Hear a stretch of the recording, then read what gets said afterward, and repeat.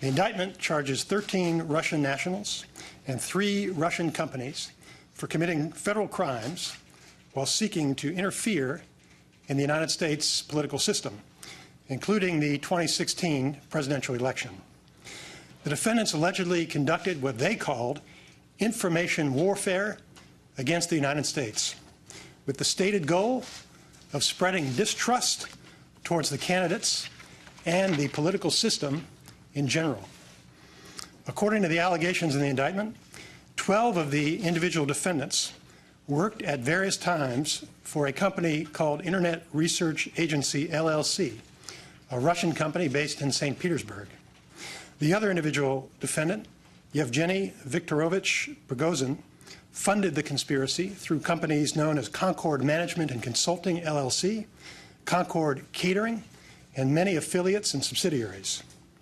The conspiracy was part of a larger operation called Project Lakta.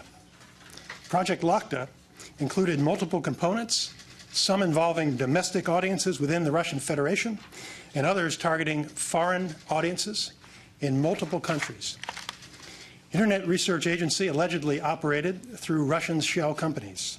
It employed hundreds of people in its online operations, ranging from creators of fictitious personas to technical and administrative support personnel with an annual budget of millions of dollars. Internet Research Agency was a structured organization headed by a management group and arranged into departments, including graphics, search engine optimization, information technology, and finance departments. In 2014, the company established a translator project focused on the United States. In July of 2016, more than 80 employees were assigned to the translator project. 2 of the defendants allegedly traveled to the United States in 2014 to collect intelligence for their American influence operations. In order to hide the Russian origins of their activities, the defendants allegedly purchased space on computer servers located here in the United States in order to set up a virtual private network. The defendants allegedly used that infrastructure to establish hundreds of accounts on social media networks such as Facebook, Instagram, and Twitter, making it appear that those accounts were controlled by persons located in the United States. They used stolen or fictitious American identities, fraudulent bank accounts, and false identification documents. The defendants posed as politically and socially active Americans, advocating for and against particular candidates. They established social media pages and groups to communicate with unwitting Americans. They also purchased political advertisements on social media networks.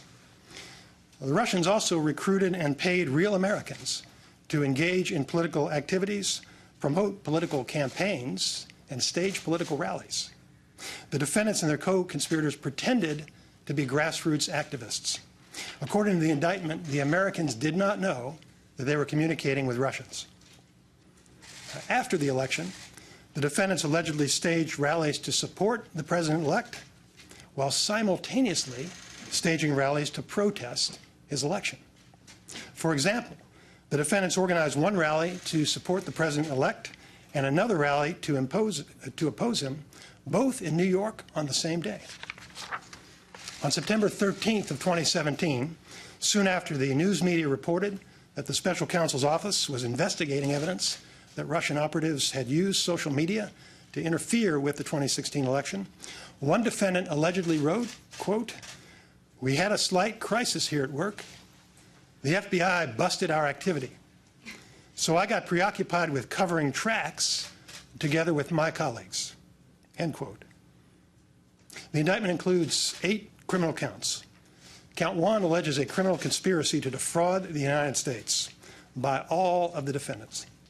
The defendants allegedly conspired to defraud America by impairing the lawful functions of the Federal Election Commission, the United States Department of Justice, and the Department of State.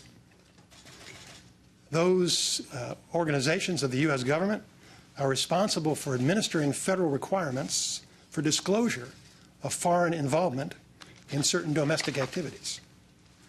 Count 2 charges conspiracy to commit wire fraud and bank fraud by Internet Research Agency and 2 of the individual defendants.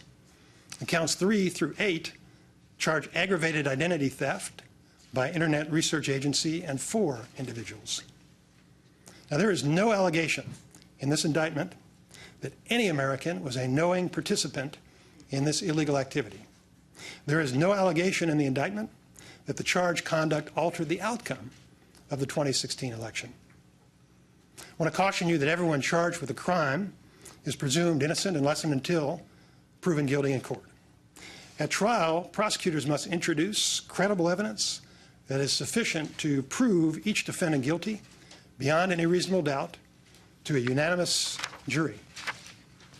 The special counsel's investigation is ongoing. There will be no comments from the special counsel at this time.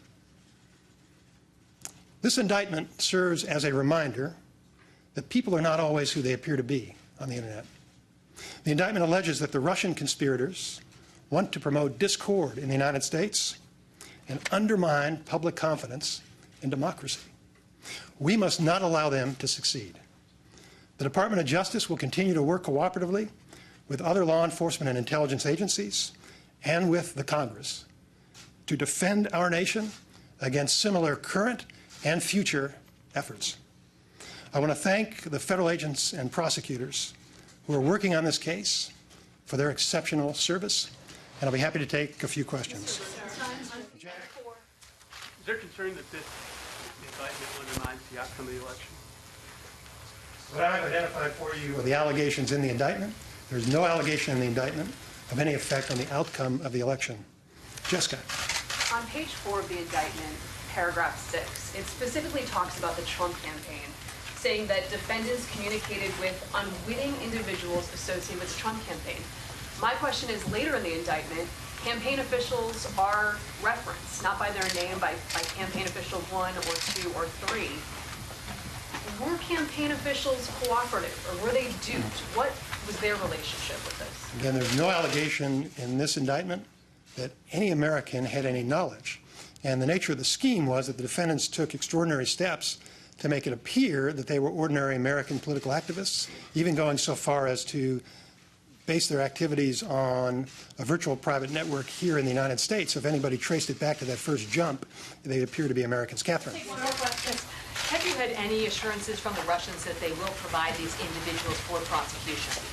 No communication with the Russians about this. Will follow the ordinary process of seeking cooperation and extradition. Thank you very much.